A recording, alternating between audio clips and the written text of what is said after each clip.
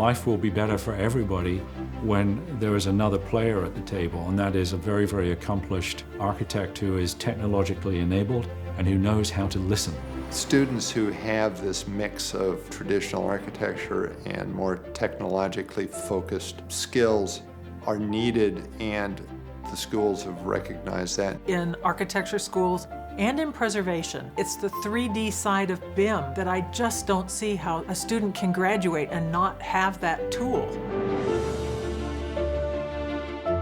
Different schools have very different approaches to how they use technology in their educational process. I don't know that we've actually solved this problem in any way that represents an ultimate answer. There are some bright lights that I'm seeing at Kansas State, at Harvard, at Columbia, focusing their attention on new areas of computational design, building information modeling, algorithmic and generative design tools like Grasshopper and so on. There are some schools where it's automatic. They're going to get this technology, as opposed to professors that are more, it's like, this is the program I'm comfortable with, this is what I'm going to pass on. I would like to see a much greater concentration early on in a variety of different systems, because they all represent, in the end, a computing ecosystem that is representative of the real world out there. What the student really needs to learn is what the problem is the software is trying to solve. I'm concerned about the belief that the particular software of the day is their key to a job. I've had students, who said, I really got to use Revit, and they go off and get a job using Graphisoft. There has been a lot of lost ground because of the weight of influence on computer-aided drafting rather than the creation of simulatable models of real environments that human beings have to inhabit. The technical 3D software, BIM in particular, is necessary as a part of their core program, not just a class. BIM represents a new opportunity for students to become players in a new kind of a role within architecture firms, technologically adept and aware of the design issues that their colleagues are working with at a level that allows them to contribute significantly to a design effort.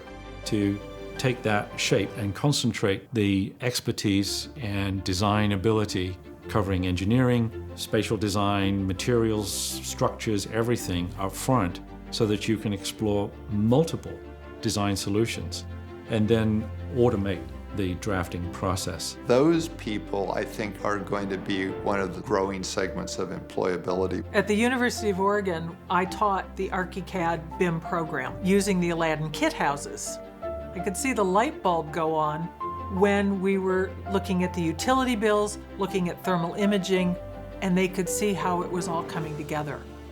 If we can do that in one class, then think what we can do if it's a studio. I was asked to teach as a guest lecturer. I used ARCHICAD live. They were exposed to two-dimensional drafting systems, and in this particular case, a little bit of Revit. But they were convinced that that was the world of BIM. Students said, wow, we didn't know this existed. Why haven't we seen this before? I don't see how we can not have this technology as normal components of the classroom. There's a strong hint that the schools have figured this out in the proliferation of MS programs like ours.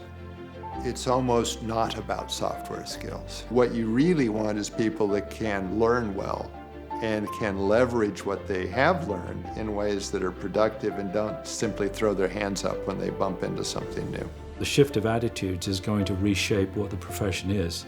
And it's not because we're necessarily technology nerds, it just leads to better, more incisive and exciting decisions that can be made in ways that at first might have seemed impossible. BIM is going to be fundamental to the future, whether it's architecture or preservation. I get what it does for architects. That's easy. It's the knowledge of the new materials and incorporating them on a historic building, taking that next step towards a building that's already built. We'll see more and more data used as part of the design process. That's really where the future needs to be. And today we have barely scratched the veneer of what this kind of technology can do. to enable architects to do a much more effective job doing things that are going to materially and measurably improve the lives of billions of people on this planet. That's the job.